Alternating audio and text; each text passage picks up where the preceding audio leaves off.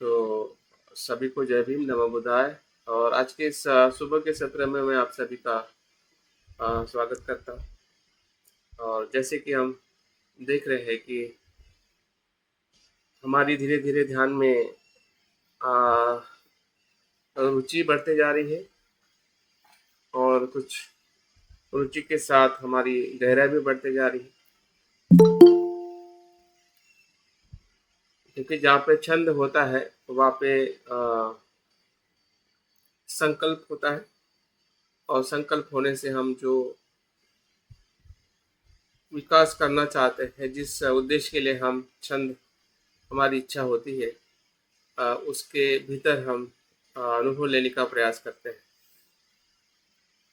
तो छंद एक अपने आप में बहुत महत्वपूर्ण हमारा अनुभव है, जो हमें धम्म जीवन में आगे ले जाने के लिए हमेशा मदद करता है, जिसको हम उत्साह कहते हैं, प्रेरणा कहते हैं। और जब उत्साह और प्रेरणा रहती है तो मुझे लगता है कि आध्यात्मिक जीवन जीने का जो प्रवास जो है वो बहुत ही सरल और सुगम होने लगता है,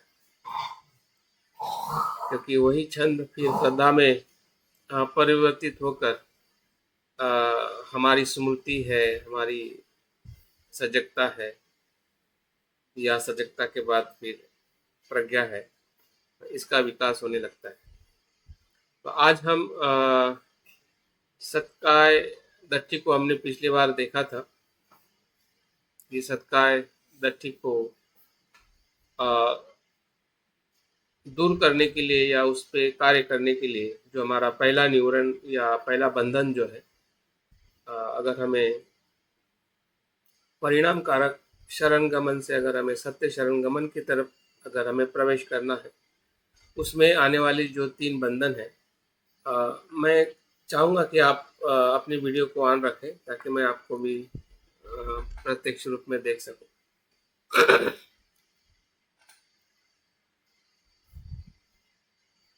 तो हमारा पूरा लक्ष्य जो है, पहले हम कितने पुराने मित्र हैं या ऑर्डर है या कितने नए हैं, लेकिन एक बोध होने के नाते या हमारी जो समझदारी है कि हम बोध क्यों बने और बोध बन के हमें क्या प्राप्त करना है, किसका अनुभव लेना है, तो इसके प्रति हम, मुझे लगता है कि हम सभी स्पष्ट है। हमारा एक ही लक्ष्य है कि हम अपने इस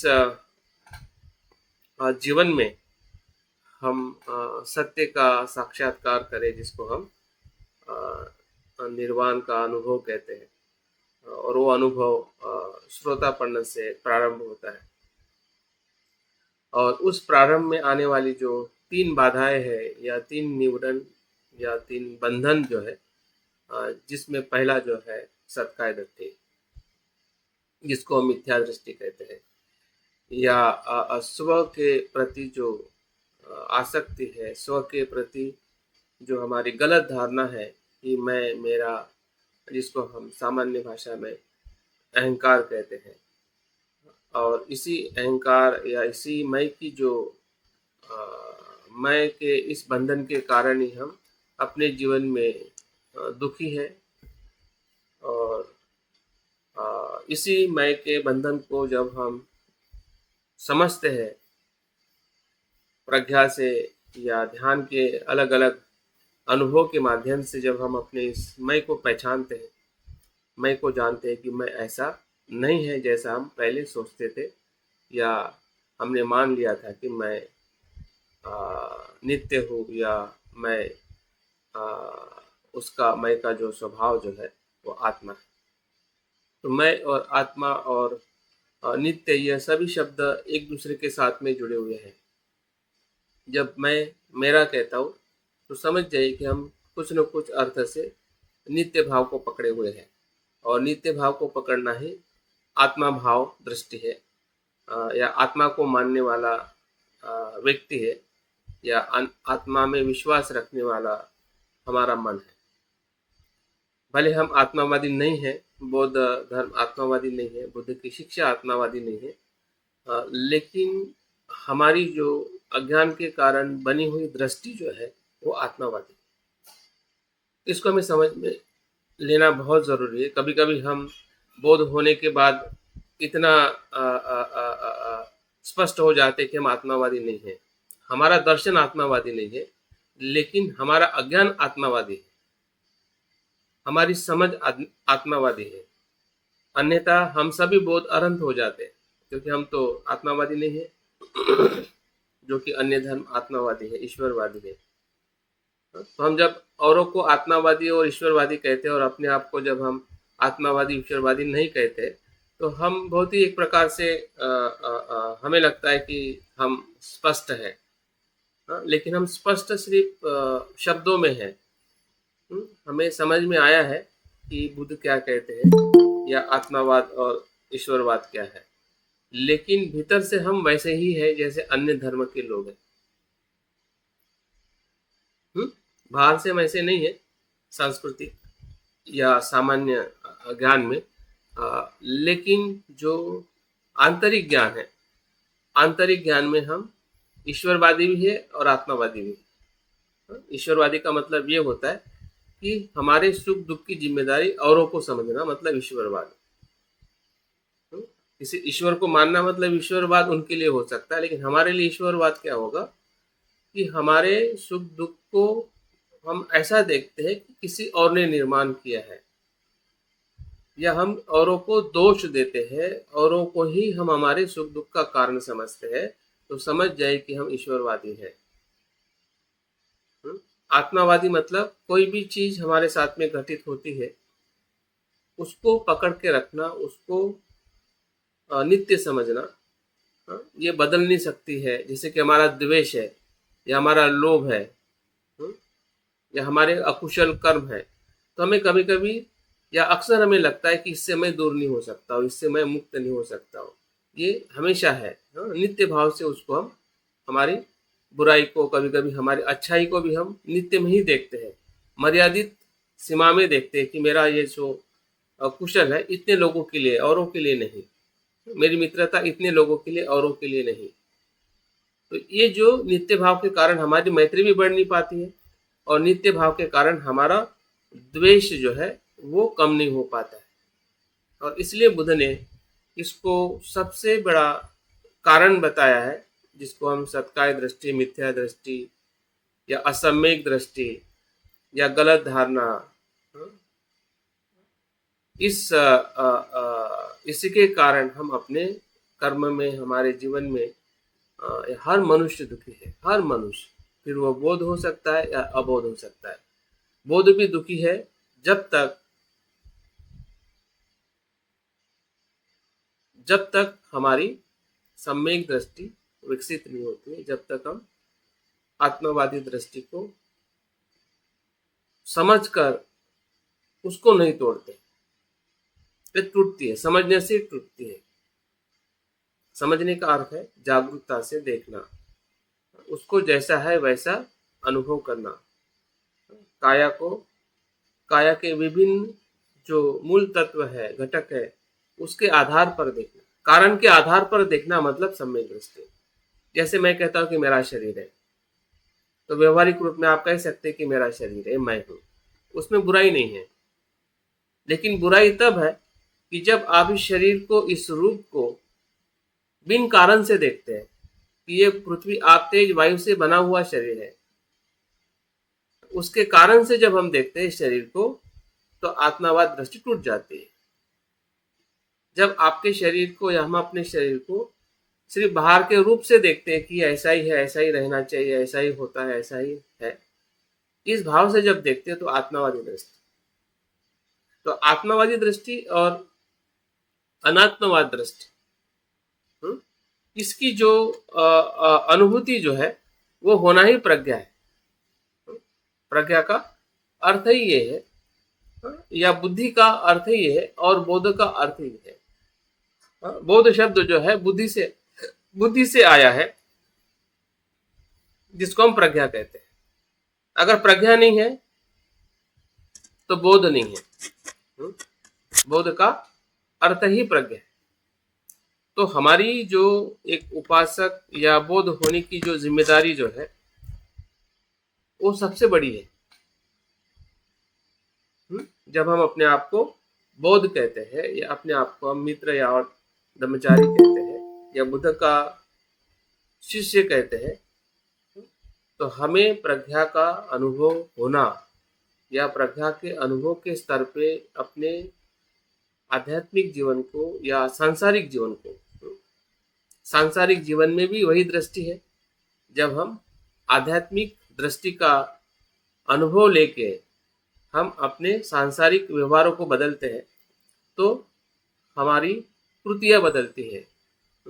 फिर वो काया की कृति हो, वाचा की कृति हो, मन की कृति हो, उसमें भी अहंकार नहीं होता है, उसमें भी आत्मा भाव नहीं होता है। जब हमें अंतर्दृष्टि से पता चलता है कि ऐसा इस शरीर में ऐसा कुछ नहीं है जिसको मैं मेरा कह सकता हूँ। तो ये जो प्रक्रिया हमने पिछली बार चार शरीर के जो चार मुख्य जो घटक है, पृथ्वी आप तेज वायु का, इसका हम चिंतन करके अभ्यास किए थे। तो आज हम जो अभ्यास करने जा रहे हैं, शरीर को हमें बुद्ध ने कहा है कि 32 प्रकार की जो हमारे भीतर अशुभता है या 32 प्रकार से हमारा शरीर अलग अलग अंगों में विभाजित किया गया है, उस शरीर को देखना, जिसको हम अशुभ भावना कहते हैं। तो अशुभ भावना बुद्ध ने, अगर आपने अभ्यास किया है, अगर आपको पता है, तो शुभ और अशुभ आपने शब्द सुना होगा। हम शरीर को शुभ समझते हैं, सुंदर देखते हैं, और उस सुंदरता के कारण ही हम शरीर के प्रति आसक्त हो जाते हैं या हमारी आसक्ति बढ़ जाती है। और इसी के कारण फिर हमारी जो उससे जुड़ी हुई जितनी भी नकारात्मकता जो है, फिर हो द्वेष हो, ईर्ष्या हो, भय हो, चिंता हो, ये सभी बातें उसी ही आसक्ति के कारण हमारे जीवन में जितने भी प्रकार के मानसिक जो हमारी अस्थिरता है या मानसिक कमजोरी है, इसी के कारण हमारे साथ में जुड़ी रहती है। क्योंकि शरीर हमारे मन का एक ठोस रूप है। शरीर भी मन ही है, वो मन का ही स्वरूप है, लेकिन कैसे? ठोस, या एक आप उसको बाह्य रूप में महसूस कर सकते हैं शरीर को। जिस प्रकार से मन को हम भीतर में महसूस करते हैं, वो आंतरिक मन का हिस्सा है। और जो शरीर से जो हम अपने, जैसे कि मैं बोल रहा हूँ, आप सुन रहे हैं, मुझे आप देख रहे हैं, मैं आपको नहीं देख पा रहा हूँ क्योंकि मैं सिर्फ संध्या जी को ही देख पा रहा हूँ, क्योंकि उनका ही वीडियो खुला है। तो जब हम किसी के रूप को देखते हैं, तो वो रूप जो है, देखना जो है, एक प्रकार से हमारे शरीर को दूसरे शरीर के साथ में जोड़ लेता है। भले हम शरीर को एक दूसरे को टच नहीं कर रहे हैं, लेकिन आंखों से हम एक दूसरे को टच करते हैं, और जहाँ पे संपर्क होता है वहां पे क्या होती है? वेदना होती है। जो भी इंद्रिय किसी विषय से स्पर्श करता है, तो वहां से वेदना होती है, और वही वेदना तृष्णा या आसक्ति को निर्माण करती है। तो ये प्रतीत्य समुत्पाद का ये पूरा जो खेला है, या कोई भी स्पर्श है, वेदना को निर्माण करके हमारे भीतर एक प्रकार से तृष्णा आसक्ति को निर्माण करता है। जैसी वेदना होगी वैसी तृष्णा होगी। तो अगर मैं आपको देखते हुए आसक्त तो हो रहा हूं, तो मेरी आसक्ति की वेदना होगी। अगर मैं आपको देख के या आप मुझे देख के जागृति से अगर हम एक दूसरे को देख रहे हैं, तो वो जागृति क्या करेगी, वो ज्ञान क्या करेगा? अनासक्ति की वेदना निर्माण करेगा। वो भी वेदना है, आसक्ति की भी वेदना है, अनासक्ति की भी वेदना है, द्वेष की भी वेदना है, मैत्री की भी वेदना है,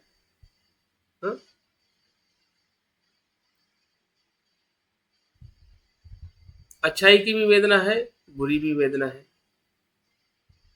संसार में फंसाने वाली भी वेदना है, संसार से मुक्त करने वाली भी वेदना है। जब हम बुद्ध को देखते हैं तो हमें वेदना होती है ना, बुद्ध को देख के, और स्पर्श होता है कि बुद्ध कितने मुक्त है। हाँ? और कहीं ना कहीं हमारा भी मन ऐसा मुक्त होने का भाव निर्माण करता है, वेदना निर्माण करती है कि मैं भी काश इस प्रकार से बैठूं, इस प्रकार से शांत रहूं, इस प्रकार से मैत्रीपूर्ण रहूं। तो ये क्या, हमारी बुद्ध के रूप को देख के इस प्रकार की वेदना निर्माण होती है। तो शरीर को जब से हम जन्म लिए हैं और तब से हमने अपने शरीर को बड़े होते होते होते हमने जो कुछ भी अपने शरीर के प्रति जो हमारी जागृति हुई है, उस जागृति में हमने ज्यादा से ज्यादा अशुभता को ही महसूस किया है। जो बाह्य रूप से ही हमने अपने शरीर को देखा है, औरों के शरीर को भी देखा है। जो आपके सामने आपके माता पिता होंगे, भाई बहन होंगे, दोस्त होंगे, या बड़े होने के बाद हम हमारा हमारा हमारी शादी होती है तो पति पत्नी को, बच्चों को हम एक दूसरे के सामने देखते हैं। तो वैसे देखने देखते हमारी आसक्तियां शुभ शुभ करके वो आसक्ति बन जाती है। लेकिन उस शरीर के भीतर जो अशुभता जो है, जिस जिस जिस शरीर से हमने आसक्ति को निर्माण किया है, बुद्ध कहते हैं कि अगर उस आसक्ति से अगर आपको मुक्त होना है तो उसी रूप के भीतर जो अशुभता है उसको देखना चाहिए।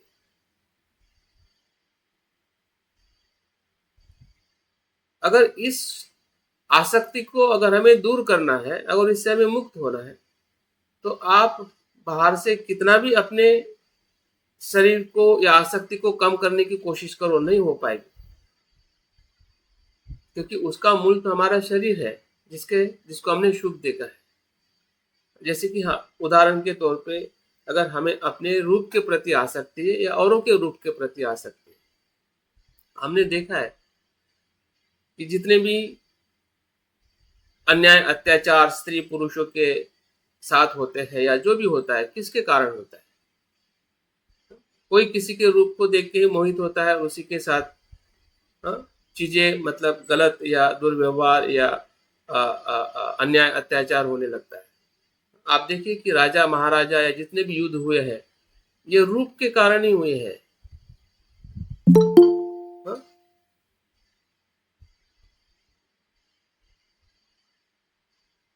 ये रूप की आसक्ति के कारण ही हुए हैं। रूप के कारण नहीं बोल सकते, रूप की आसक्ति के कारण। अगर उदाहरण के तौर पे आप अम्रपाली का नाम सुने होंगे, वो इतनी इतनी सुंदर थी कि उसके पिताजी उनका विवाह करते हुए भी कर नहीं पा रहे थे।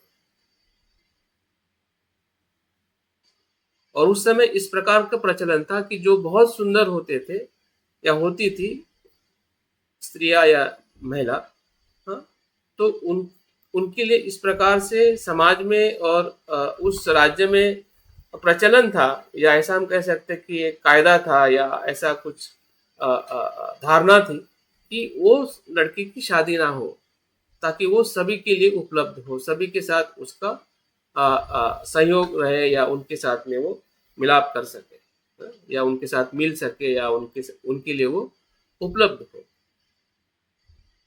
तो ये सुंदरता का जो रूप जब अम्रपाली खुद अपने भी, और उसी के साथ वो अहंकारी होके उसी के जीवन को जीती है, लेकिन जब बुद्ध से संपर्क में आती है तब उसके शरीर के भीतरी अशुभता के बारे में पता चलता है कि शरीर कितना अशुभ है। और तब अपने शरीर के प्रति वो जागरूक होके उस प्रकार के व्यवहार जो है, आचरण जो है, या उसकी जो जीवन जीने की जो शैली बदल जाती है।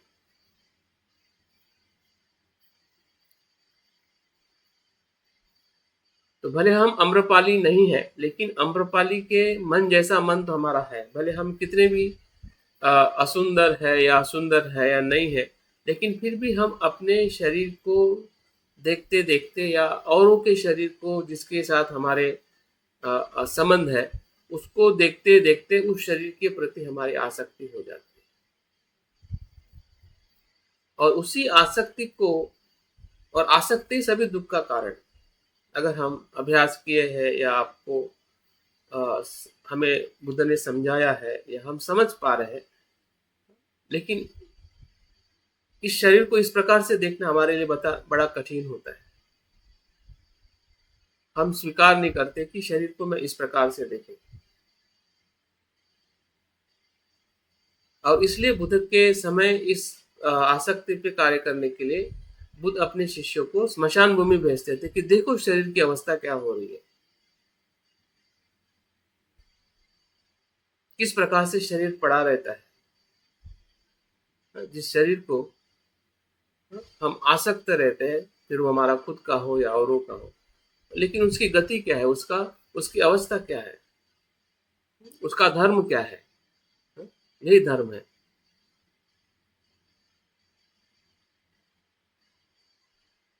उसका धर्म जो अशुभता है, और अशुभता को देखने का जो साहस जो है, वही जागृति है।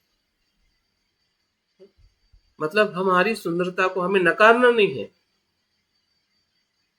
हुँ? या हमारे शरीर की जो जरूरत है, खाने की, पीने की, पहनने की, रहने की, या जो भी हमारी आवश्यकता है, उसको नकारने के लिए बुद्ध ने नहीं कहा है कि नहीं इतना शरीर बुरा है तो इसको आप कुछ भी मत करो, ऐसा ही रहने दो, ऐसा ही छोड़ दो। हाँ, ऐसा बुद्ध ने नहीं कहा। हमें कभी भी एक्सट्रीम में नहीं जाना है। कभी कभी हम एक्सट्रीम में चले जाते हैं कि बुद्ध ने ऐसा कहा है तो फिर ये तो कुछ नहीं है। ऐसा नहीं है, वो है आपके लिए, वो जरूरी है। बुद्ध सुंदर नहीं थे क्या? बुद्ध तो सबसे सुंदर थे। हाँ? बुद्ध के संग में आने वाले जितने भी लोग थे सुंदर थे।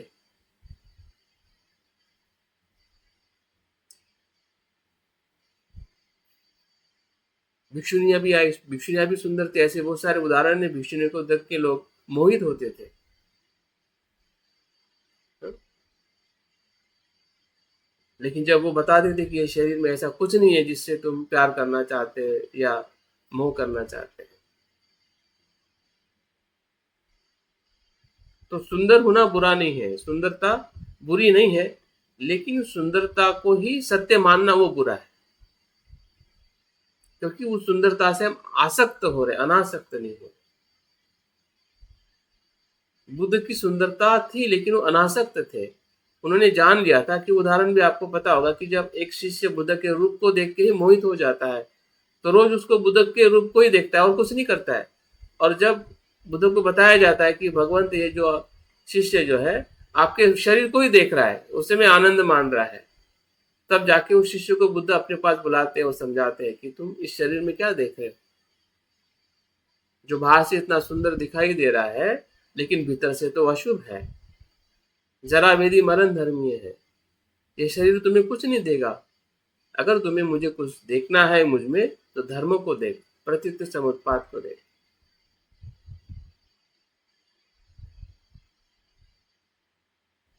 तब जाके उसको उस भ्रम से वो मुक्त होता है। ऐसा नहीं है कि ऐसा नहीं हुआ है। ऐसा बुद्ध के साथ या बुद्ध को देखने वाले लोगों की इस प्रकार की दृष्टियां थी, संभ्रमित दृष्टियां थी। या कहीं ना कहीं हम भी अपने शरीर को एक ही स्वरूप में देख रहे हैं, हाँ, कि शरीर इस प्रकार से अच्छा है, हाँ, लेकिन जो अच्छा के साथ उसकी जो सत्यता जो है, सुंदरता के साथ जो सत्यता जो है, उस सत्यता का अवलोकन ही अशुभ भावना का ध्यान है। और अशुभ भावना का ध्यान करने से हम अपने शरीर को जैसा है वैसा देखना सीखते हैं। इससे हमारी जो भीतर से जो लोभ, जो हम बोलते हैं कि लोभ पे काम कैसे करें, भंते संरक्षित जी भी बताते हैं। हाँ? जो 5 विष में से लोभ जो विष है, उस पे अगर हमें कार्य करना है तो अशुभ भावना का ध्यान करना चाहिए, जिसको हम काया के सती में ही वो आता है। काया के सती में जिस प्रकार से हम उसके 4 घटकों को देखते हैं या उसके धातु को देखते हैं, उसी प्रकार से शरीर के भीतर जो हमारी अशुभता जो है, हाँ, उसके प्रति भी हमने सजगता से या उसको स्मृति के प्रकाश में देखते हुए उसकी सत्यता जो है, शरीर के प्रति जो बनी जो आसक्ति जो है, उससे हमें मुक्त होना है। कि शरीर की आसक्ति रहेगी तो हम कभी भी मन के उस विमुक्ति की तरफ नहीं जा पाएंगे जिसको हमें चित्त शुद्धता कहते हैं। अगर चित्त शुद्ध तभी होता है कि जब शरीर के प्रति हमारी आसक्ति कम होती है, तब चित्त शांत होता है। अगर शरीर के प्रति आसक्ति रहेगी या रहती है तो हमारा चित्त हमेशा बेचैन होता है। अब बेचैन का आपका अनुभव रहा होगा, जो काम छंद हमें निवरण के रूप में आता है तो वो और कुछ नहीं है, शरीर के प्रति हमारी आसक्ति का ही वो एक मानसिक अनुभव है जिसको हम काम छंद कहते हैं। और एक तरफ धम्म छंद, धम्म छंद शुद्ध मन का स्वभाव है, काम छंद जो है आसक्ति के मन का स्वभाव। और इस आसक्ति के मन के स्वभाव को अगर हमें कम करना है या उससे अगर मुक्त होना है तो हमें अपनी काया की जो अशुभता है उसके प्रति हमें सजग होना पड़ेगा या उसके प्रति हमें ध्यान करना होगा, जिसके कारण हमारा मन काम छंद में नहीं जाकर वो धम्म छंद में प्रवेश करे। अन्यथा वो हमेशा हम भले हम चार धातु को देख के कुछ बातें हमें समझ में आती है कि शरीर चार धातु से बना है तो हम इसको नित्य ना कहे या ना समझे, लेकिन भावनिक तौर पे जब तक हम उस अशुद्धता को महसूस नहीं करते हैं तब तक कभी कभी फिर चार धातु का जो हम ध्यान करते हैं तो वो भी इतना प्रभावकारी नहीं हो पाता है। एक बौद्धिक तौर पे हम समझ लेते हैं कि हाँ ये शरीर जो है चार धातु से बना है, लेकिन भावनिक रूप में जो हमारी जो आसक्ति जो है जो रूप के प्रति बनी हुई है शुभ भाव के कारण वो हमेशा वो वैसे ही रहती है। और हम समझ नहीं पाते हैं कि ये तो समझ में आ रहा है कि चार धातु से बना हुआ है, लेकिन जो उसके प्रति जो शुभ भाव जो है वो हमेशा बना रहता है, क्योंकि हमने अशुभ भाव को महसूस ही नहीं किया है। अशुभता के बारे में हमने ध्यान में ही नहीं लिया है, जागरूक नहीं हुए हैं। तो क्या अगर ऐसा हमें होते हुए दिखाई दे रहा है, अगर आप लोग या हम सभी लोग प्रैक्टिस कर रहे हैं तो हमने अशुभता के ध्यान का थोड़ा सराव करने की जरूरत है, जिससे हम अपनी जो जो हमारा मार्ग है उस मार्ग पर हम और थोड़ा गतिशील हो सके, नहीं तो रुक जाएंगे वहां पे। कभी कभी हम हमारे आध्यात्मिक जीवन में लगता है कि हम चल रहे हैं लेकिन रुके हुए रहते हैं। चलते हुए ऐसा हमें दिखाई देता है कि हम एक्टिव रहते हैं, कि हम ध्यान कर रहे हैं, अभ्यास कर रहे हैं, शिविर कर रहे हैं, लेकिन भीतर से हम रुके हुए रहते हैं। बाहर से तो लगता है, बाहर से लगता है, दिखता भी है, आपको भी दिखता है, आपके आसपास के मित्र और ऑर्डर को भी दिखाई देता है कि ये तो बहुत ही रेगुलर है। और आपको भी लगता है कि भाई तो मैं रोज ध्यान कर रहा हूँ, कर रही हूँ, अभ्यास कर रही हूँ, मित्रों से मिल रही हूँ, तो वो एक्शन में हमें लगता है कि हम गतिशील है, लेकिन भीतर से हम रुके हुए रहते हैं। रुकने का मतलब ये आसक्ति, अहंकार, ये तो कोई देखेगा नहीं ना किसी को। इसलिए तो बुद्ध ने कहा कि मेरी शिक्षा अतदीप भव वाली है। बाहर से दिखते हुए आप किसी की मदद ले सकते, बता सकते कि आप दानशील हो, आपका शील अच्छा है, लेकिन उस शील में अगर अहंकार है, दान में अगर अहंकार है तो कौन देखेगा, बताइए। आपकी दान भावना में अहंकार है तो लोगों को मदद मिलेगी तो वो तो नहीं देखेगा ना, उसको तो पता, उसका तो आपको थैंक्स ही बोलेगा कि भाई आपने मुझे हेल्प की है, वो आपके अहंकार को थोड़ी देखेगा, आपकी तो मदद को देखेगा ना, वो आपका पुण्यानुमोदन करेगा। आप शील का पालन कर रहे हैं, हाँ? तो शील से किसी को मदद मिलेगी तो बोलेगा कि नहीं, आप आपकी मदद से मुझे लाभ मिला है। लेकिन वो मदद करते हुए जो अहंकार जो है शरीर के प्रति या हमारे कर्म, अभी कर्म के प्रति अहंकार क्यों आया? क्योंकि शरीर के प्रति अहंकार है।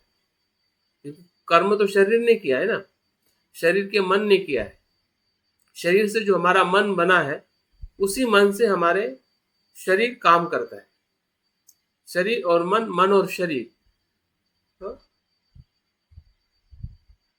उसका स्वरूप अलग अलग है। एक एक स्वरूप भौतिक है जिसको हम रूप में शरीर को देख सकते हैं, मन को नहीं देख सकते शरीर के रूप में। उसका अरूप है, उसका स्वभाव धर्म अरूप है, उसका रूप नहीं है। लेकिन दोनों भी एक दूसरे के साथ जुड़े हुए हैं। जहां जहां रूप है वहां वहां मन है, जहां जहां मन है वहां वहां रूप है। और उसी दूसरी दोनों संयोग से ही हमारा जीवन है। जहां पे रूप होगा और मन नहीं होगा तो हम डेथ होंगे।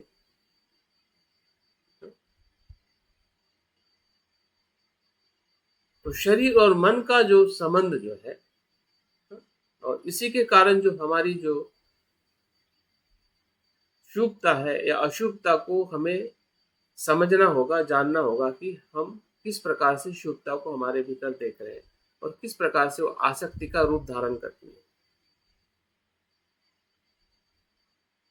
और जब हम अशुभता को देखते हैं तो वही जो आसक्ति जो हमने बनाई है या बन रही है, उसी आसक्ति से हम मुक्त होके धम्मचंद के प्रवाह में हम बहने लगते हैं। वो जो गतिशीलता जो है, वो जो परिवर्तन जो है, वो हमें अपने आप ही महसूस होने लगता है या होना चाहिए, या उसके प्रति हमने सजग रहना चाहिए कि क्या ऐसे अनुभव मुझे आ रहे हैं क्या। अगर नहीं आ रहे तो समझ जाइए कि हमारा आध्यात्मिक जीवन रुका हुआ है।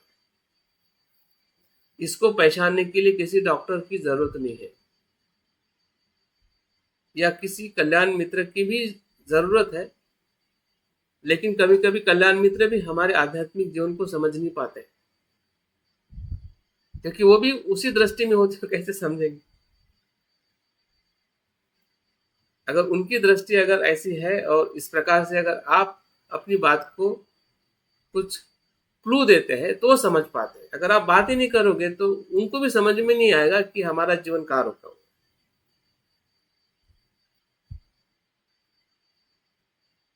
या वो समझाना भी चाहेंगे लेकिन आप समझ नहीं पाओगे, क्योंकि आप अपने आप को नहीं समझ रहे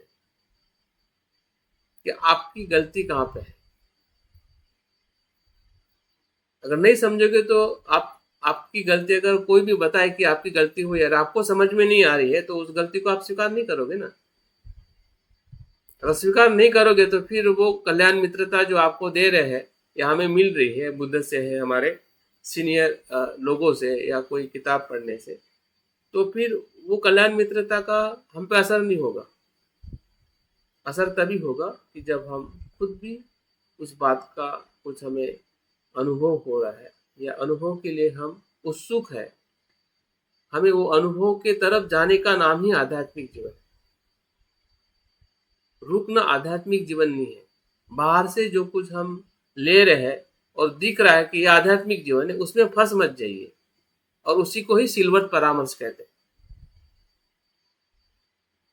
जो सम्यक या मिथ्या दृष्टि या सत्काय दृष्टि के कारण ही सिलवट परामर्श बन जाता है कि बाहर से तो हम सत्कर्म या कुशल कर्म करते हुए हम दिखते हैं, दिखाते हैं, हमें लगता है कि यही आध्यात्मिक जीवन है, जबकि भीतर से जो हमारा जो देखने का जो दृष्टि है,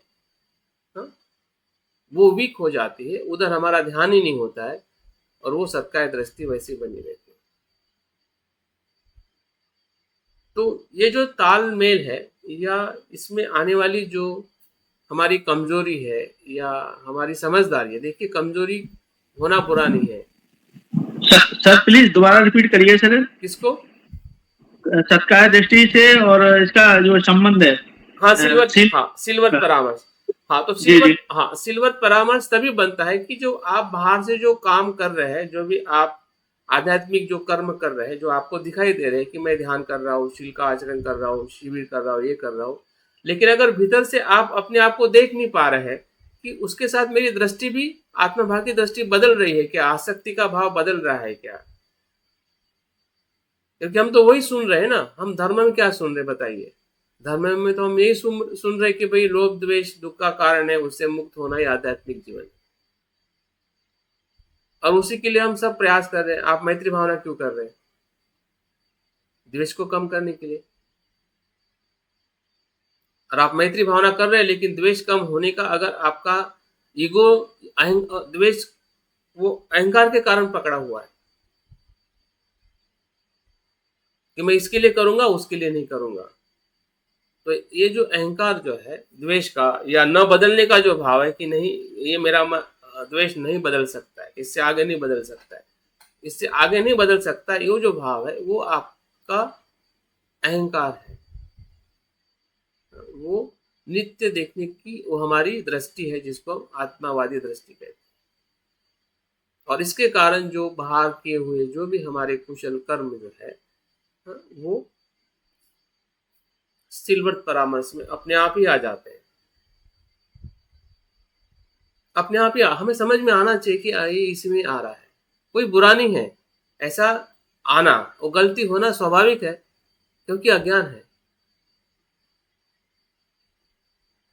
जब हम ही अपने अज्ञान को जानोगे तभी तो हम उससे मुक्त होंगे ना, जानेंगे नहीं तो कैसे मुक्त होंगे?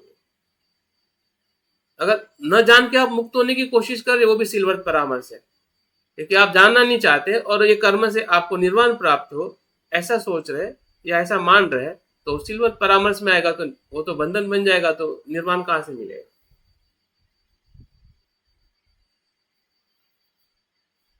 तो निर्वाण तो आपके या हमारे मिथ्या दृष्टि पे काम करने से, या जो आत्मावादी जो दृष्टि है उसको समझने से ही वही आत्मावादी दृष्टि अनात्मावाद बन जाती है। आत्मा को समझने से ही अनात्मवाद में हम प्रवेश करते हैं, अज्ञान को समझने से ही प्रज्ञा में प्रवेश करते हैं। अज्ञान को नहीं समझेंगे तो प्रज्ञा में प्रवेश करना वो सिलवत, बाहर से तो लगेगा कि मैं प्रज्ञा में प्रवेश कर रहा हूँ, मैं इतना अभ्यास कर रहा हूँ, इतना मुझे समझ में आ रहा है, तो हमें शब्दों में समझ में आ रहा है अनित्य क्या है, अनात्म क्या है, दुख क्या है, लेकिन भीतर से तो हम उसी अज्ञान में ही है। तो हम क्या कर रहे हैं और क्या हो रहा है हमारे भीतर, हम कैसे अपने आसक्ति को या शरीर का जो हमारा स्वरूप जो है, क्योंकि शरीर के स्वरूप को जानने से ही हम मन के उस उच्चतम जो चेतना का स्तर है उसमें हम प्रवेश कर सकते हैं। अगर कामचंद रहेगा तो हम कभी भी धम्मचंद में नहीं जा सकते। भले अपने आप को हम कहेंगे कि मुझे धम्मचंद है या मैं धम्मचंद से प्रेरित हूं, लेकिन बार बार अगर कामचंद हमें परेशान कर रहा है तो समझ जाए कि अभी तक भी हमारा धम्मचंद स्थिर नहीं हुआ है, और वही विचिकित्सा है। विचिकित्सा का मतलब क्या है कि बुद्ध धम्म संघ पे विश्वास होते हुए भी विश्वास नहीं होना। एक तरफ हमें विश्वास है, श्रद्धा है, और दूसरी तरफ कामचंद की तरफ हमारा प्रवेश है, तो वही विचिकित्सा है। तो विचिकित्सा आई क्यों? क्यों आती विचिकित्सा?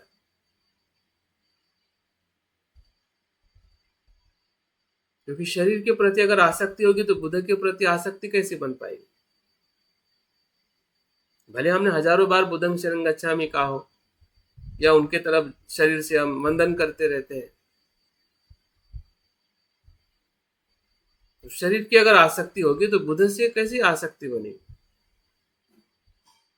बुद्ध की आसक्ति मतलब धम्मचंद, श्रद्धा। वो आसक्ति हानिकारक नहीं है, ये आसक्ति हानिकारक, वो भी आसक्ति है, लेकिन वो कैसी आसक्ति है? दुख से मुक्त होने के लिए आसक्ति। ये दुख में जाने के लिए आसक्ति है। छंद वहां पे भी है, छंद यहाँ पे भी है, इच्छा यहाँ पे भी है, इच्छा वहां पे भी है, लेकिन ये इच्छा आत्मवादी शरीर से निर्माण हुई है कि शरीर को हमने नित्य देखा है, शुभ देखा है, और इसके कारण वो काम छंद बार बार हमें विचलित करता है। और जैसे ही हम उसके ऊपर कार्य करते हैं वैसे ही वो शांत होकर हम बुद्ध के उस आसक्ति की तरफ, धम्म छंद की तरफ हम प्रवेश करते हैं। तो हमारे पूरे आध्यात्मिक जीवन में अगर कुछ टर्निंग पॉइंट है, जिसको श्रोतापन्न को टर्निंग पॉइंट कहा गया है, तो टर्निंग पॉइंट की जो शुरुआत जो है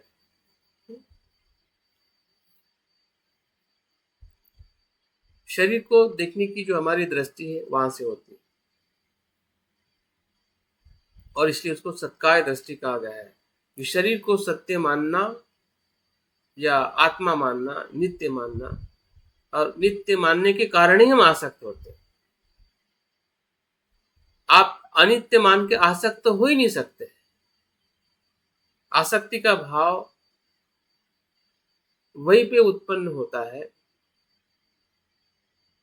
जिस वस्तु को हम नित्य मानते हैं।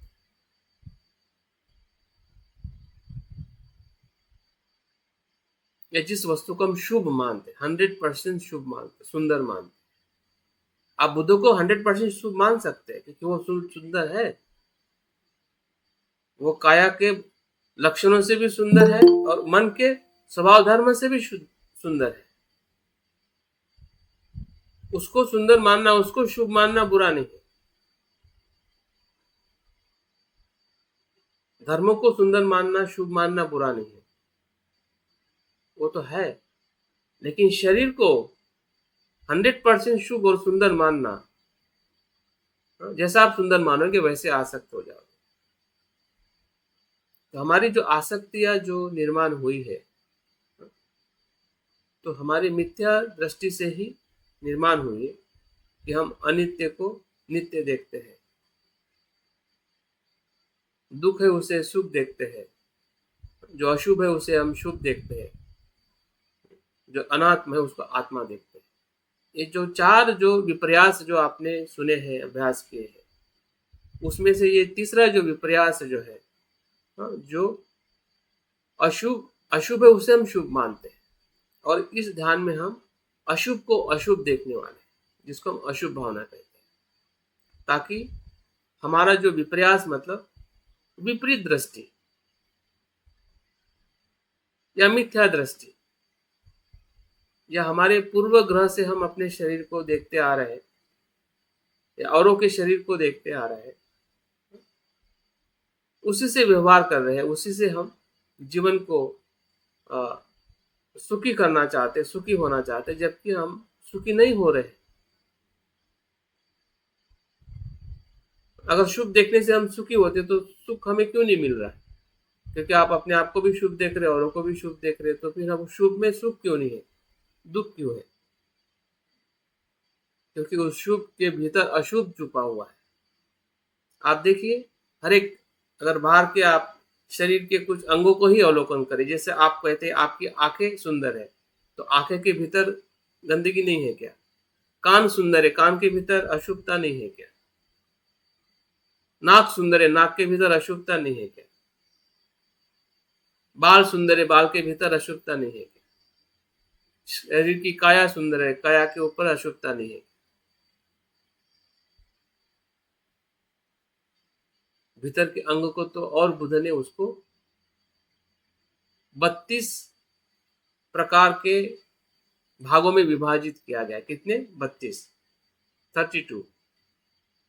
आज का विज्ञान इसी शरीर को 100 हिस्सों में विभाजित करता है कि हमारे शरीर के अंग 100+ है, 100। बुद्ध ने इसी शरीर को जब अशुभ भावना के ध्यान को बुद्ध बताते हैं तो 32 हिस्सों में इस शरीर का विभाजन करते हैं, 32।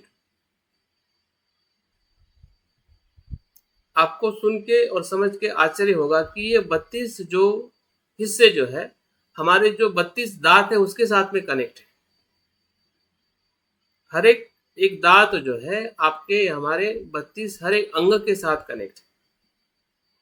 और इसलिए कहा जाता है कि जब हम भोजन करते हैं 32 बार चबा के करना चाहिए, ताकि आपका जो भोजन जो है हर शरीर के अंग में प्रवेश कर सके। इसमें साइंस भी है, विज्ञान भी है। आज का विज्ञान जिस प्रकार से लेबोरेटरी में और शरीर को अलग अलग हिस्सों में देखता है, बुद्ध ने इसी ध्यान से शरीर को देखा कि शरीर के भीतर जो अशुभता है वही हमारी सुंदरता है। अगर देखा जाए तो उसको समझना ही सुंदरता है, क्योंकि उसको देखने से हम अपने शरीर की सही हिफाजत कर सकते हैं, सही तरीके से उसका हम उपयोग कर सकते हैं, स्वास्थ्य के लिए हो।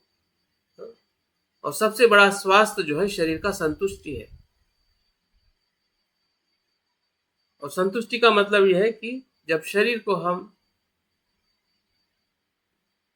संतुष्ट तभी कर सकते हैं कि जब आसक्ति का प्रमाण कम हो, तब शरीर संतुष्ट होता है। शरीर के साथ आसक्ति रहेगी तो शरीर कभी भी संतुष्ट नहीं होता है।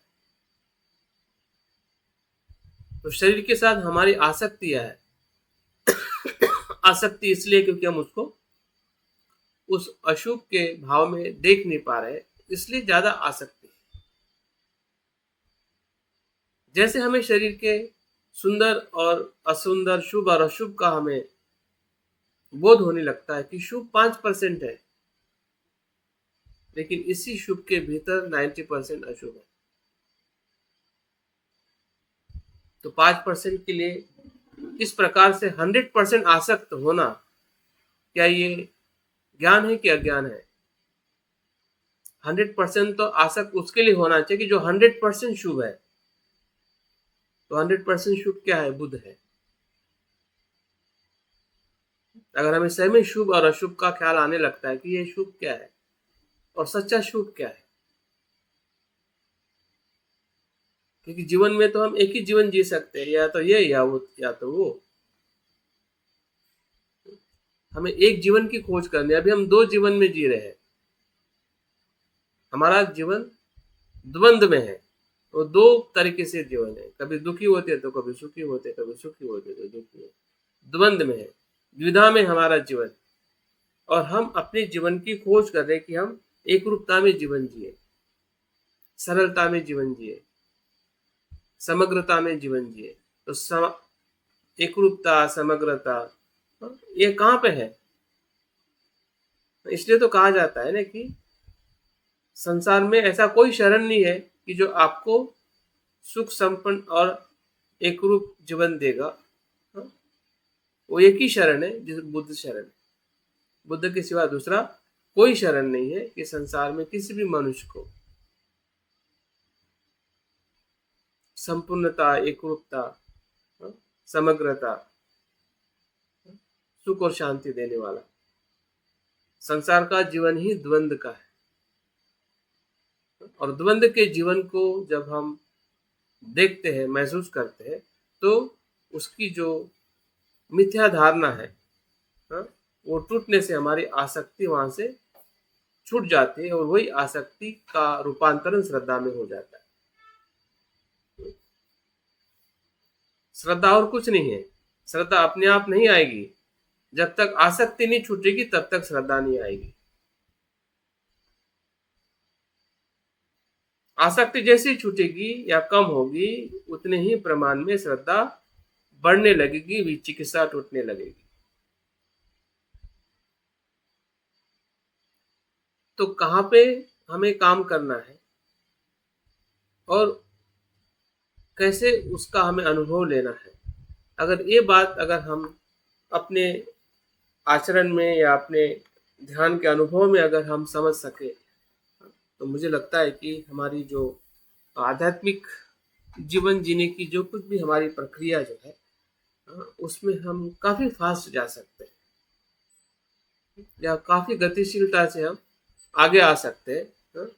और जिस प्रकार से हमें हमारा संघ ये बताता है कि हमें इस जीवन में कम से कम श्रोतापन्न को अगर प्राप्त करना अगर हमारा लक्ष्य है, तो हम बहुत ही स्पष्ट है, हर एक व्यक्ति जो संघ में आ रहा है, और संघ भी स्पष्ट है क्योंकि संघ ने इसको डिक्लेयर किया है कि भाई हमारा इस संघ का लक्ष्य जो है श्रोतापन्न प्राप्त होना।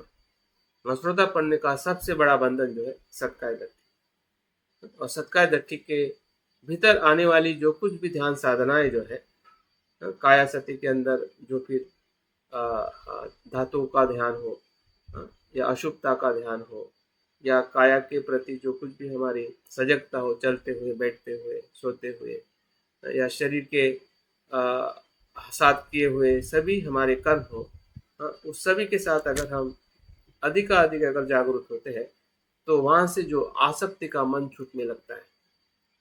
आसक्ति का मन छूटना ही मतलब एक प्रकार से धम्म जीवन की गहराई की तरफ जाने का हमें अनुभव होते रहेगा।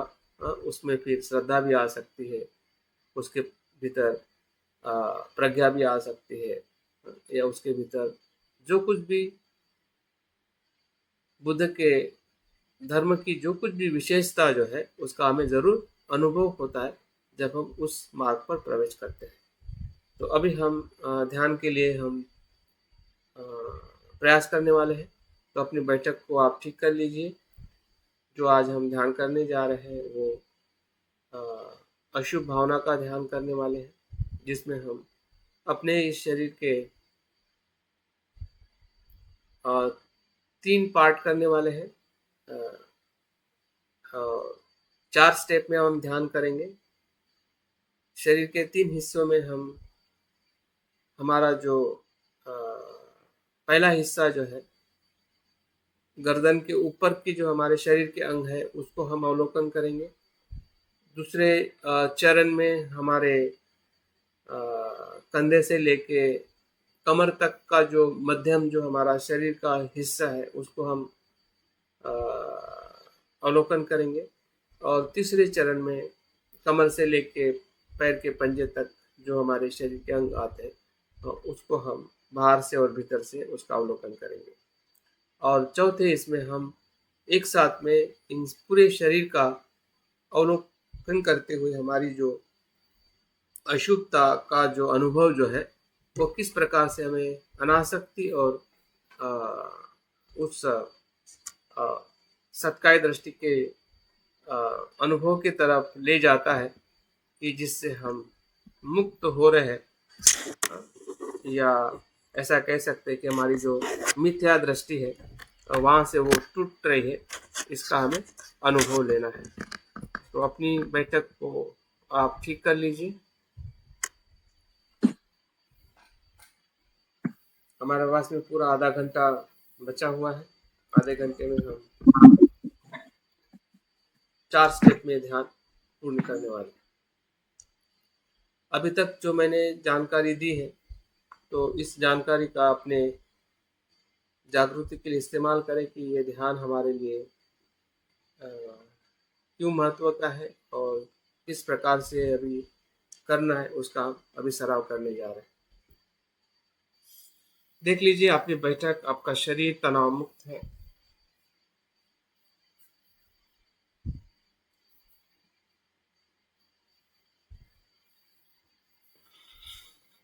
शांत है, स्थिर है। जहाँ पर आप बैठे हैं उसकी सजगता बनाए रखें।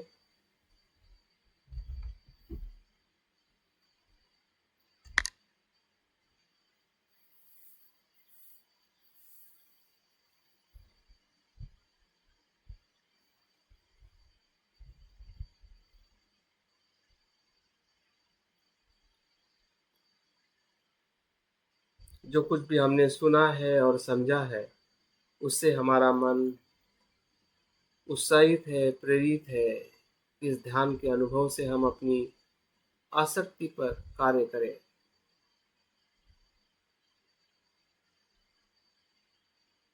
जिसके कारण हम दुखी है, उस दुख से मुक्त होने के लिए इस ध्यान का सराव करने जा रहे हैं।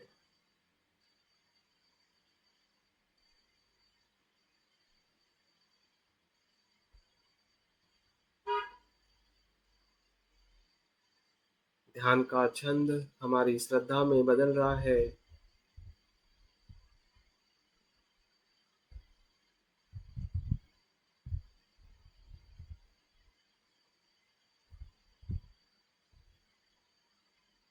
जैसे बुद्ध ने अपने शरीर को देखा है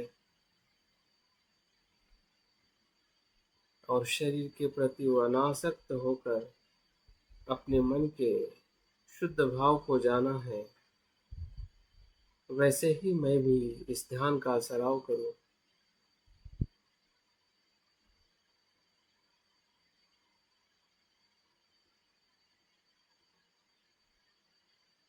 इसी संकल्प के साथ अशुभ भावना के ध्यान के प्रथम चरण में हमें प्रवेश करना है।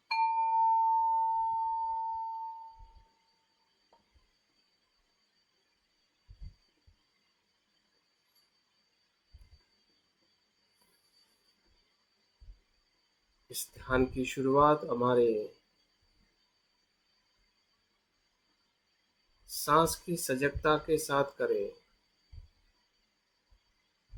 क्योंकि हमारी सांस ही वर्तमान की स्मृति है। हम वर्तमान में स्मृतिमान रहने के लिए श्वास हमेशा हमें उपयोग में लाना है।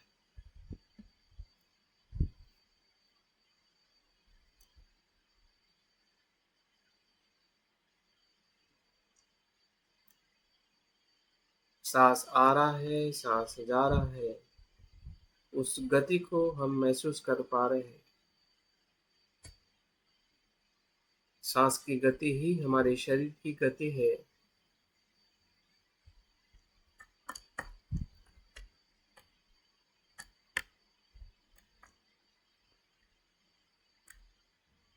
बुद्ध कहते हैं कि सांस ही हमारा शरीर है और शरीर ही हमारा सांस है।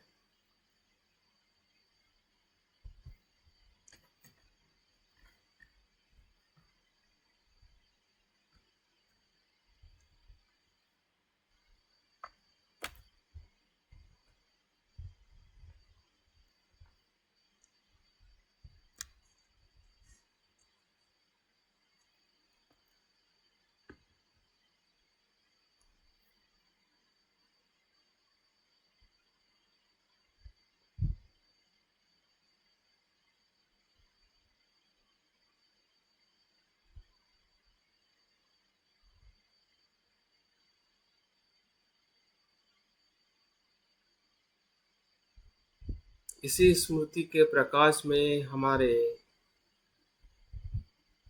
शरीर के ऊपरी हिस्से पर ध्यान लेके आइए।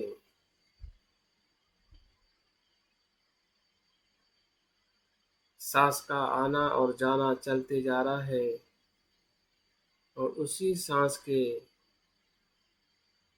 सजगता से हम अपने शरीर के ऊपरी हिस्से को देख पा रहे हैं। शुरुआत से बाहर से अवलोकन करें कि उस हिस्से में कौन से शारीरिक अंग है, जैसे कि हमारा माथा, आंखें, कान, नाक,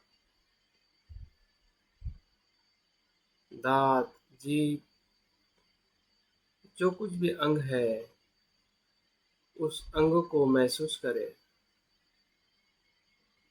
स्मृति की प्रकाश में जैसे कि सांस उसी अंग तक आ रहा है और जा रहा है, क्योंकि सांस हर जगह पे प्रवेश करता है।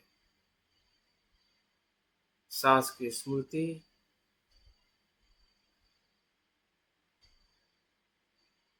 हमारी काया की स्मृति है और उसी काया के स्मृति में हमारे भीतर जो शुभ और अशुभ का अनुभव है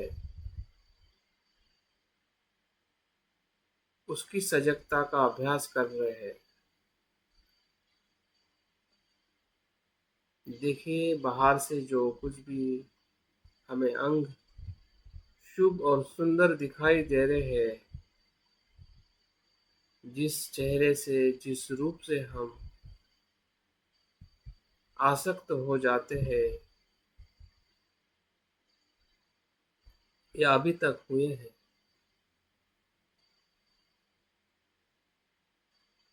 और औरों के रूप को भी देख के हम आसक्त हो जाते हैं।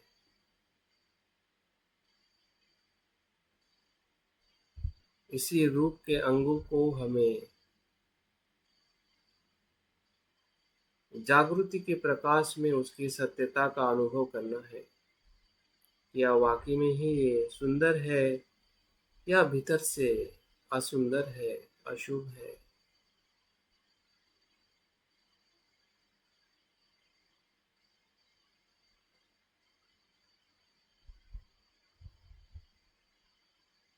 जिस शुभ को देखने के कारण मैं आसक्त, लोभ में पड़ता हूँ, कामचंद में पड़ता हूँ,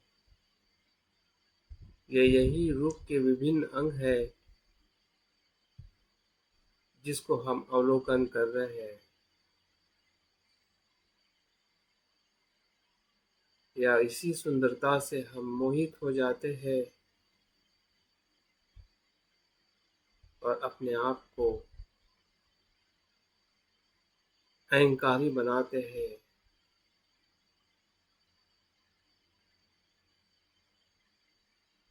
और यही दुख का कारण है।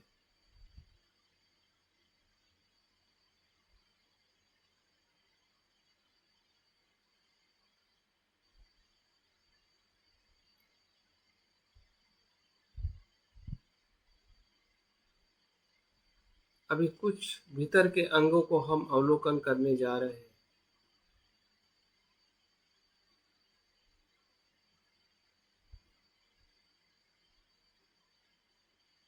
अवलोकन करने के लिए हमें तीन बातों का ध्यान रखना है।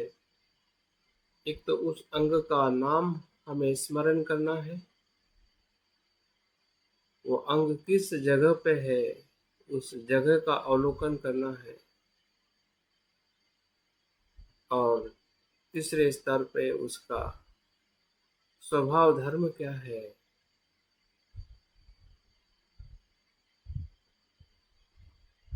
उसको हमें अवलोकन करना है।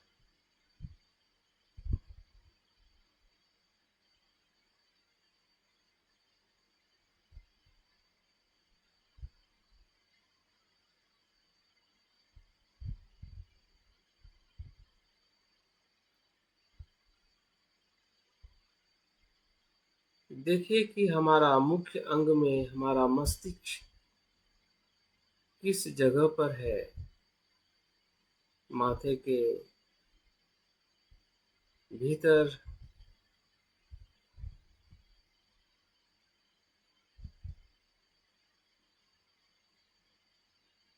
हम अपने मस्तिष्क को देख पा रहे हैं सजगता से। उसमें बहते हुए असंख्य रसायन हैं,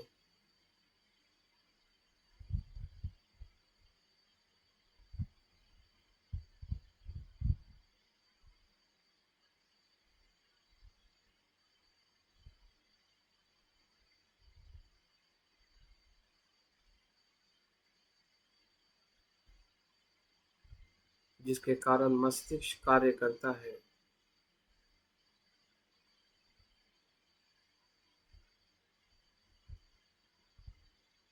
रसायन से भरा हुआ है, पानी से भरा हुआ है।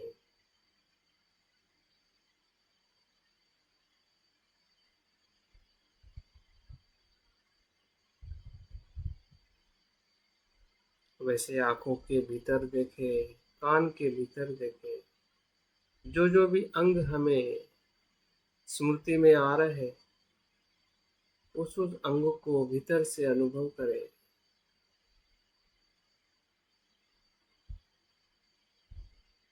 जितना हो सके उतना प्रयास करें। जैसे जैसे हम भीतर से अंगों को देख रहे हैं, वैसे वैसे हमारी आसक्ति टूटते जा रही है।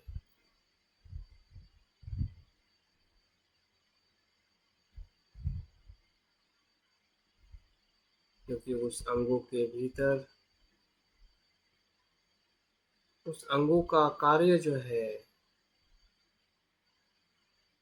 वो नैसर्गिक है। इसमें शुभ जैसा ऐसा कुछ भी नहीं है। फिर भीतर से और बाहर से दिखने वाली सुंदरता ही क्यों न हो,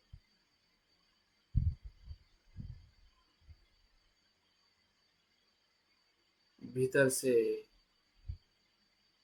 और बाहर से वो अशुभ है।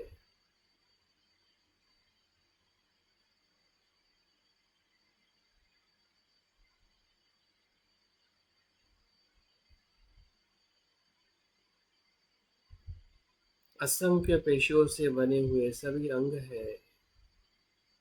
ये सभी पेशियां वहीं पे मरती है, वहीं पे जीवित होती है।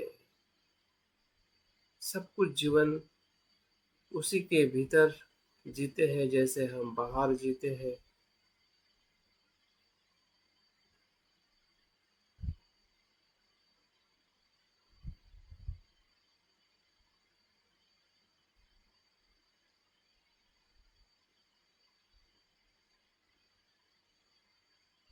उसी अशुद्धता के साथ शरीर का अस्तित्व है। उस अंगों का अस्तित्व है जिसको हम देख पा रहे हैं। हमारी आंखें हो, कान हो, नाक हो, हमारी त्वचा हो, हमारा मस्तिष्क हो।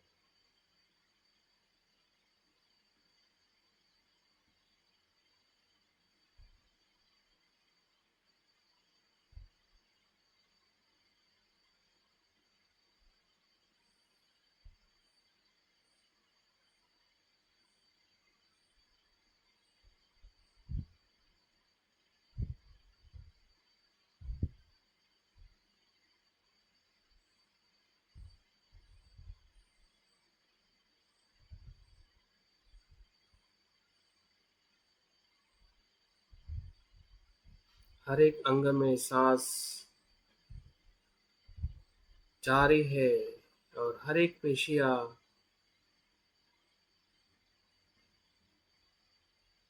नष्ट होके नए उत्पन्न हो रही है। यही उसका स्वभाव धर्म है।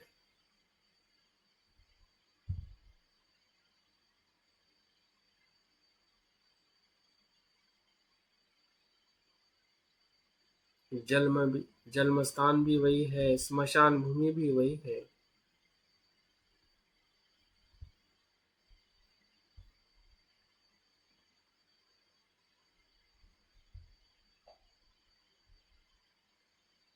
उस अंगों का वही स्वभाव है जिसको हम बाहर से शुभ देखकर हम आसक्त होते हैं।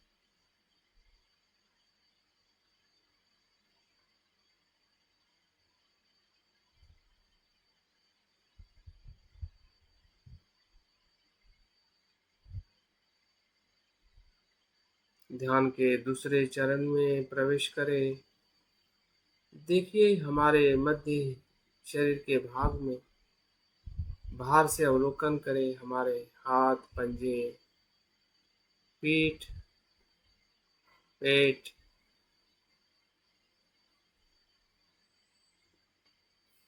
ये दिखने में जितने सुंदर है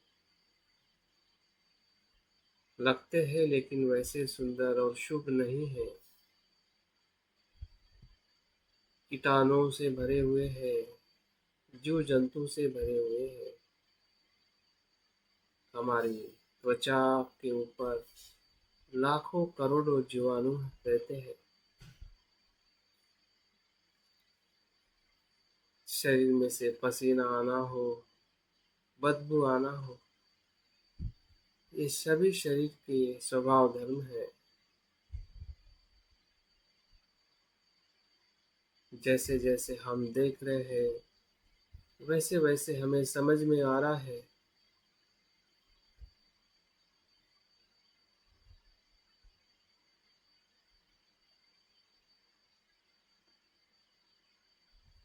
और भीतर देखें।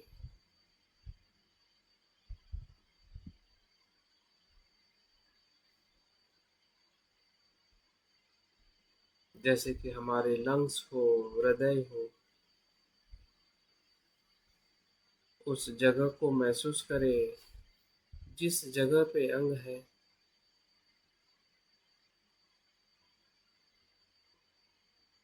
ये भी अनेक पदार्थों से बना हुआ अंग है, जो शरीर के अन्य अंगों के साथ जुड़ा हुआ है। हमारी सांस हो, हमारा हृदय हो,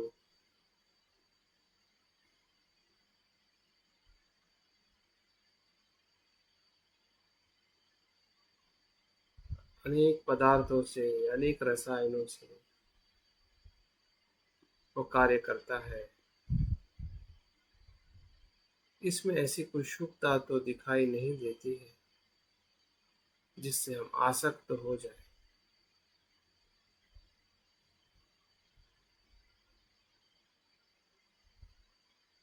या जो नित्य है। ये तो क्षण प्रति क्षण बदल रहा है।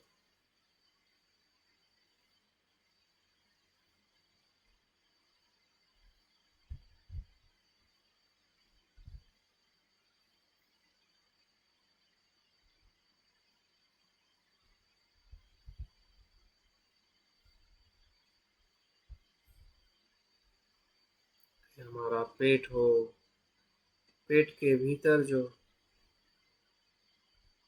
छोटी आंतली हो, बड़ी आंतलियां हो, किडनी हो, पेनक्रियाज हो, जो जो भी शरीर का भीतर के अंग हमें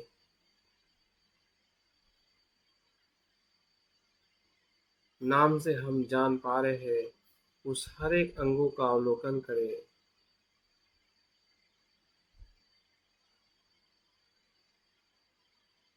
जैसे जैसे हम अंगों को देख रहे हैं, वैसे वैसे उसके प्रति हमारी आसक्ति छूटते जा रही है।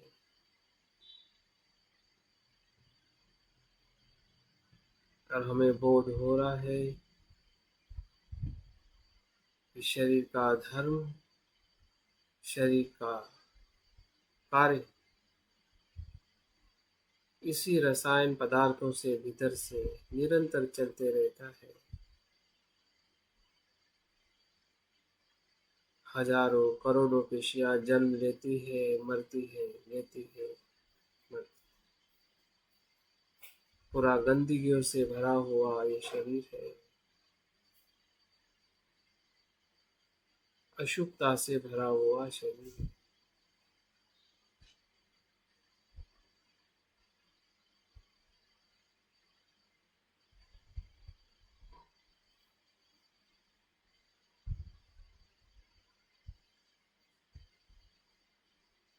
इसी शरीर के अंग में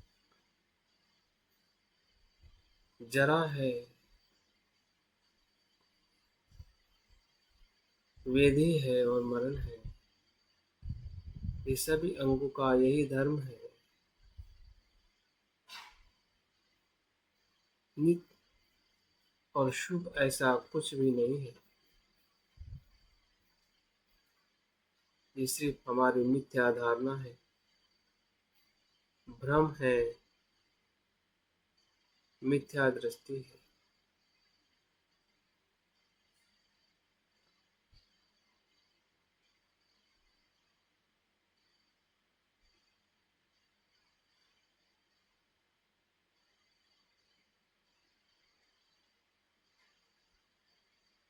कोई भी अंग अपने आप में स्वतंत्र नहीं है। सभी अंग एक दूसरे से जुड़े हुए हैं, एक दूसरे को मदद करते हैं, एक दूसरे के साथ कार्य करते हैं। आपके लंग्स में हवा आना हो, श्वास आना हो, रक्त का शुद्ध होना हो, हृदय का धड़कना हो,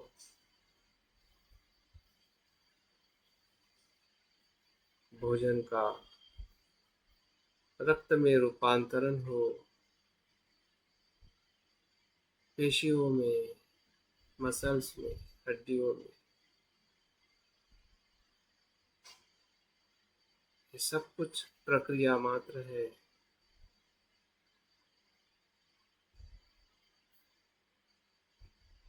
इस शरीर में अंतिम सत्य कुछ नहीं है।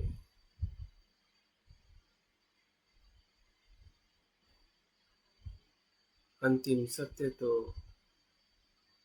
मन के भीतर है, मन की विमुक्ति में है, अनासक्ति में, शरीर के आसक्ति में नहीं।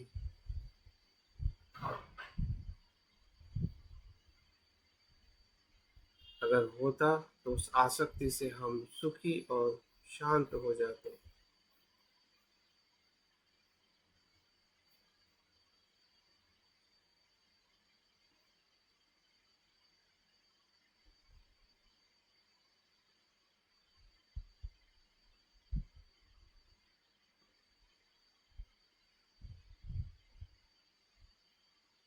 तो हमारा सुख शरीर की आसक्ति को मुक्त होने से ही है, शरीर की आसक्ति में रहने से नहीं।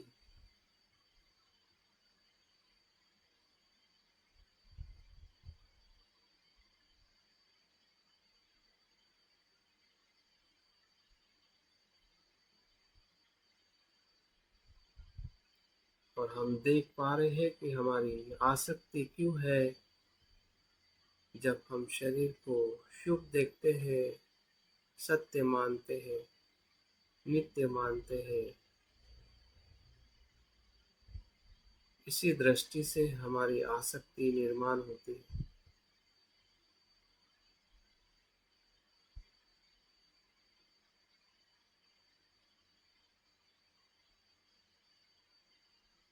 अभी तो उसे हम अनित्य देख रहे हैं।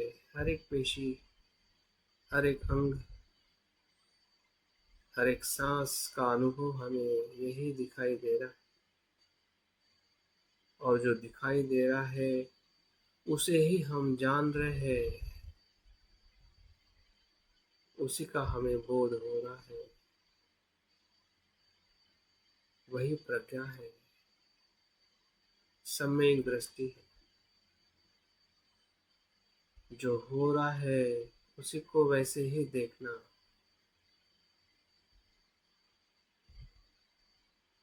यही सम्यक दृष्टि का बोध है।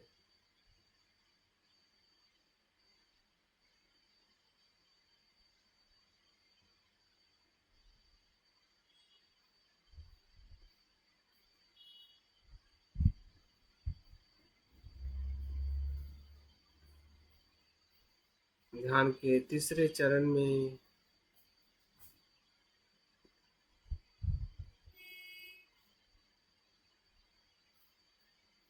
शरीर के तीसरे हिस्से को देखें।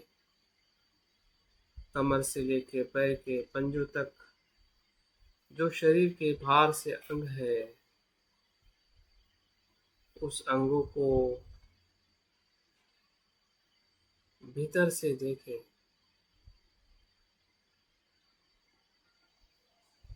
फिर हमारे घुटने हो, पैर के पंजे हो, उसके मसल्स हो, उसकी हड्डियां हो, सब कुछ एक दूसरे के साथ जुड़ी हुई है।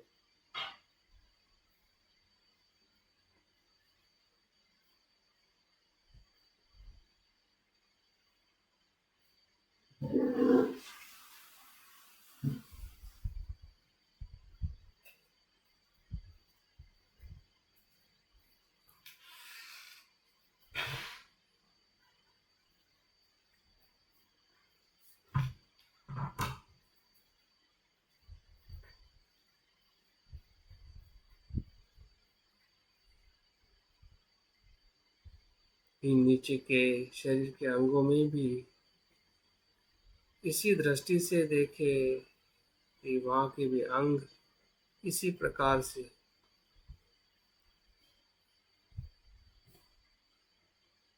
अनेक रसायनों से भरे हैं।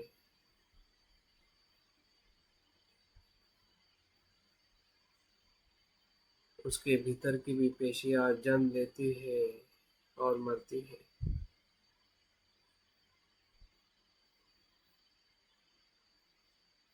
भीतर में अशुद्धता ही अशुद्धता है।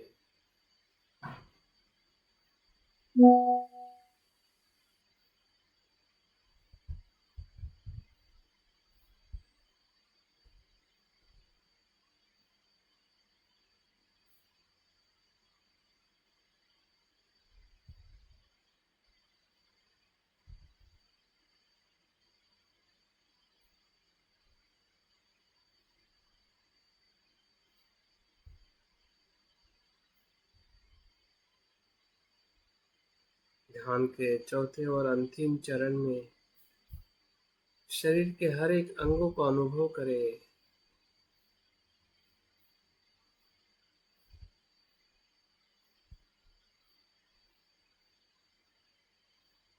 हर एक अंगों का स्मरण करें।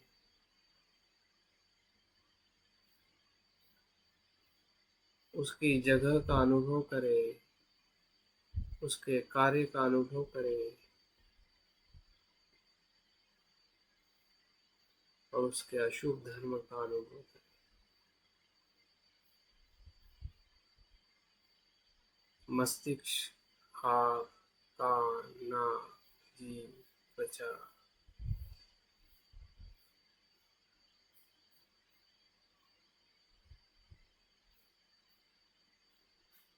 भीतर से दिखने वाले जो अंगों का स्वरूप है, उसके भीतर जो उसके रसायन है, पेशियां है, भीतर से बहने वाली गंदगी है, रक्त है, कफ है, मल है, मूत्र है, पसीना है,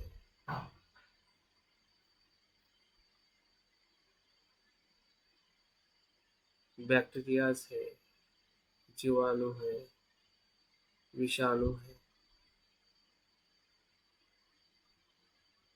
इन सब से भरा हुआ ये शरीर है।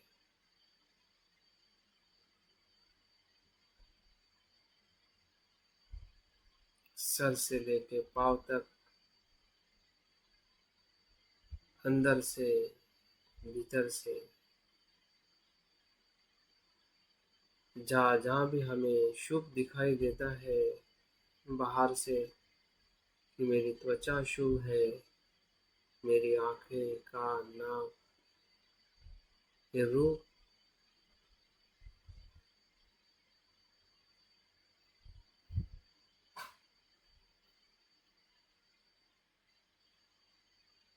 अशुभता से भरा है।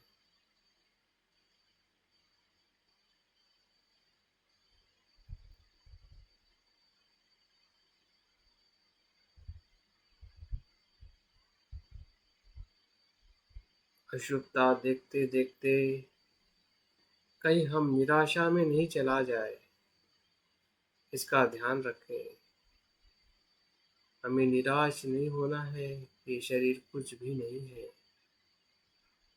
हमें यह ध्यान सिर्फ शरीर की आसक्ति से मुक्त होने के लिए करना है।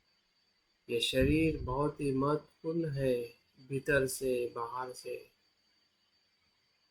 जब तक हम जीवित हैं तब तक ये शरीर हमारे लिए साधन है, श्रोतापन्न होने का, बोधि ज्ञान को प्राप्त करने का। लेकिन ये साधन मात्र है, ये लक्ष्य नहीं है, ये सत्य नहीं है।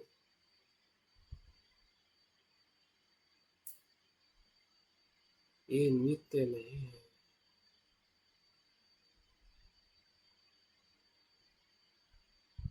इसका ही हमें बोध लेना है।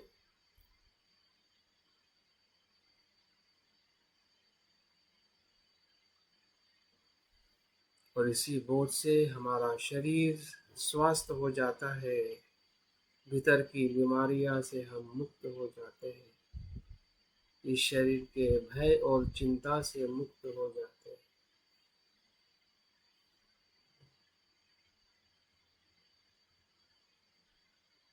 और शरीर से चिपका हुआ हमारा लोभ है, मन है, उससे हम मुक्त हो जाते हैं। शरीर की आसक्ति से हम छूट जाते हैं। शरीर फिर भी है, शरीर नहीं छूटता है। शरीर के प्रति जो मिथ्या धारणा है वो छूट जाती है। शरीर को हमें अच्छी तरह से संभालना है, उसका ध्यान रखना है।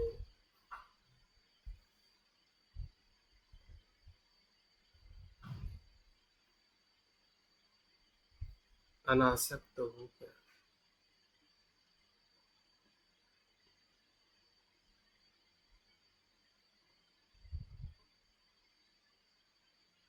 क्योंकि शरीर अनित्य है, अशुभ है, उससे आसक्ति मिथ्या धारणा है।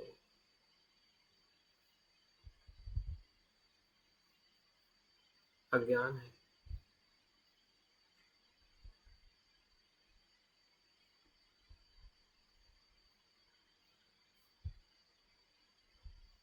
जैसे ही हम शरीर के सत्कार दृष्टि से मुक्त होते हैं, वैसे ही बुद्ध धम्म संघ के प्रति हमारे मन में असीम श्रद्धा की अनुभूति होती है,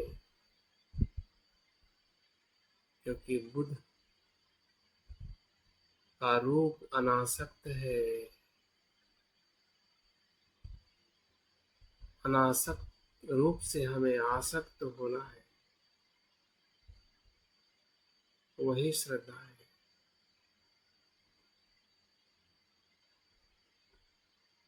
शरीर के रूप से हमें अनासक्त होना है, बुद्ध के रूप से हमें आसक्त होना है।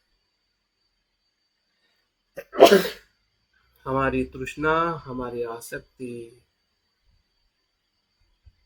शरीर को जैसा है वैसा देखने से श्रद्धा में रूपांतरित हो जाती है।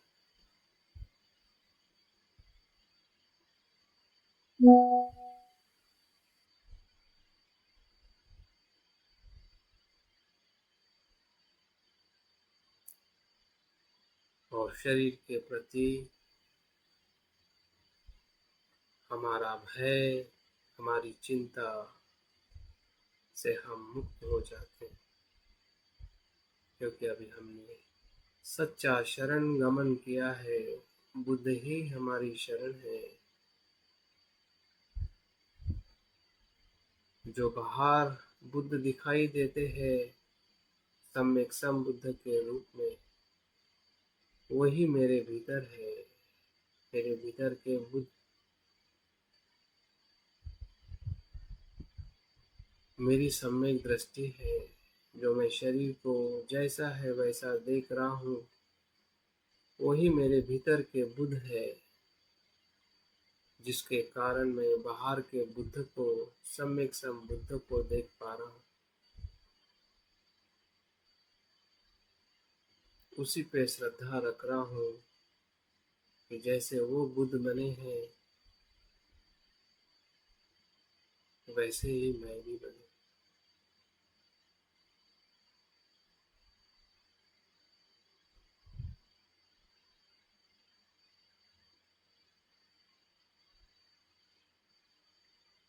अनासक्ति ही बुद्ध है, बुद्ध धर्म है।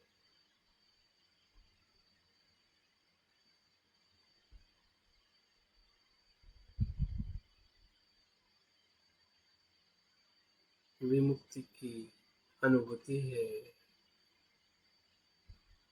इस संसार की रूप की काया से हम मुक्त हो गए हैं। जैसा हमारा रूप है वैसे ही संसार के सभी जीव मात्रा का रूप है। अनासक्त, आसक्ति से मुक्त, यही उसका स्वभाव धर्म है। न हम अपनी काया से आसक्त है, न संसार के दिखने वाली जो काया है, न उसमें हम आसक्त है। हम आसक्त है अनासक्ति में, बुद्ध के मार्ग में।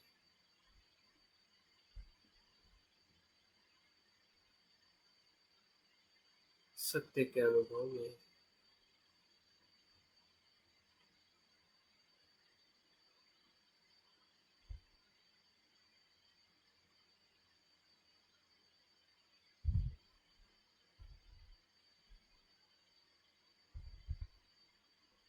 जो बुद्ध की शुद्ध काया है,